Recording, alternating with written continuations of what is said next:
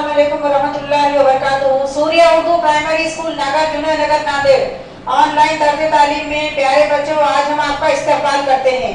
आज हम जमात शेशुम में मजमून उर्दू में सबक नंबर 8 डॉक्टर जाकिर हुसैन पढ़ेंगे।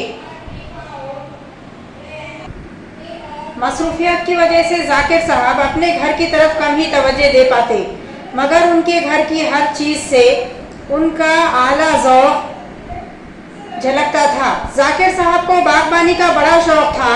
उन्होंने मुख्तलिफ किस्म के पेड़ पौधे अपने बाग में लगाए थे। ख़ास तौर पर तरह तरह के गुलाबों की क्यारियों से उनका बाग सजा रहता। उनका घर दुनिया भर की मशहूर तस्वीरों से भी भरा था। वो इन तस्वीरों की नकलें बच्चों और दोस्तों में तकसीम करते थे। पत्थर जमा करना जाकिर साहब का एक और मशगला था। उन्होंने अजीब अजीब किस्म के पत्थर जमा किए थे कि देखने वाला दंग रह जाए। उन्हें तरह तरह के चरिंद व परिंद भी पालने का शौक था। एक तरफ पहाड़ी तोता टें टें करता, कहीं खूबसूरत बिल्ली नाज व अंदाज दिखाती। मुर्गियां सब एक रंग और एक नस्ल की सफ़ेद सफ़ेद, ऐसी ही खूबसूरत बकरियां।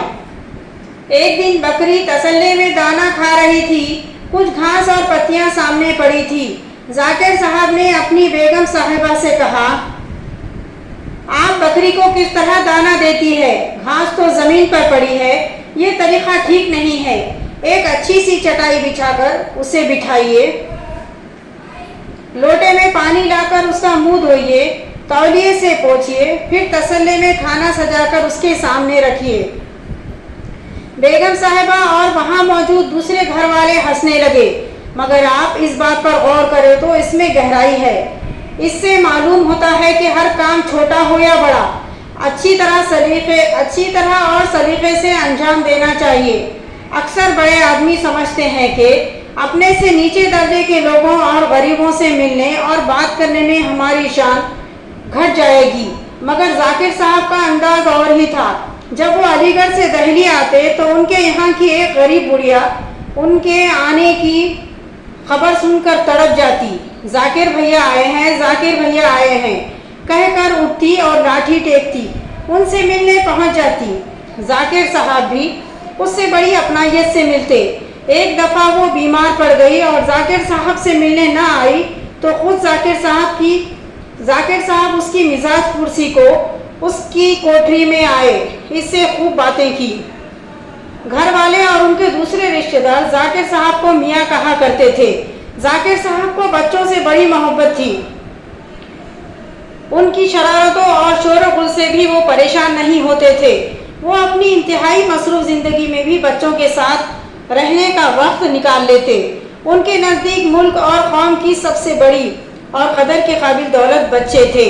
उनका ख्याल था कि बच्चों को अच्छी तालीम दी जाए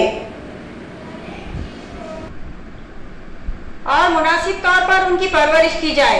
बच्चे ही वो बुनियाद है जिस पर कौमी तालीम की नई इमारत खड़ी की जा सकती है। उन्होंने बच्चों की तालीम और उनकी ज़रूरतों को समझा और उनको पूरा करने की हर मुमकिन कोशिश की। जब मकतबा जामिया कायम हुआ तो यहाँ सबसे ज़्यादा बच्चों के लिए किताबें तैयार करने का काम किया गया। जाकिर साहब ने अपनी उम्र का बड़ा हिस्सा बच्चों को पढ़ाने में गुजार दिया। उन्होंने तदरीस के पेशे को इसलिए चुना कि उन्हें इस काम का शौक था।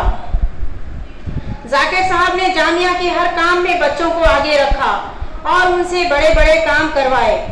सन 1935 ईस्वी में जब दिल्ली में जामिया नगर की इमारतें बनना शुरू हुई तो उनका संग बुनियाद रखने के लिए उस बच्चे को इज्जत दी जो उम्र में सबसे छोटा था। जाकिर साहब का बर्ताव कुछ ऐसा था कि बच्चे अपने आप पर भरोसा करने लगे। उनका ख्याल था कि बच्चे की शख्सियत उभर कर सामने आनी चाहिए, उसके जौहर खुलने चाहिए, उसे अपने काम में मज़ा आना चाहिए। बच्चों के लिए उन्होंने बहुत सी मज़ेदार कहानियाँ भी लिखी। बच्चों से प्यार करने वाले, बच्चों की तालीम व तरबियत के लिए मुसलसल कोशिश करने वाले और मुल्क के अवाम को तालीम की अहमियत से आगाह करने वाले इस मुखलिस रहनुमा ने 3 मई सन 1969 ईस्वी में वफात पाई। जामिया मिलिया के अहाते में उनका मकबरा मौजूद है। बच्चों, आप इस सबक को पढ़िए और हमारी इस वीडियो को ज़्यादा से ज़्यादा लाइक कीजिए, शेयर कीजिए और हमारे इस चैनल को सब्सक्राइब कीजिए। हम फिर मिलेंगे। अल्लाह हाफिज़।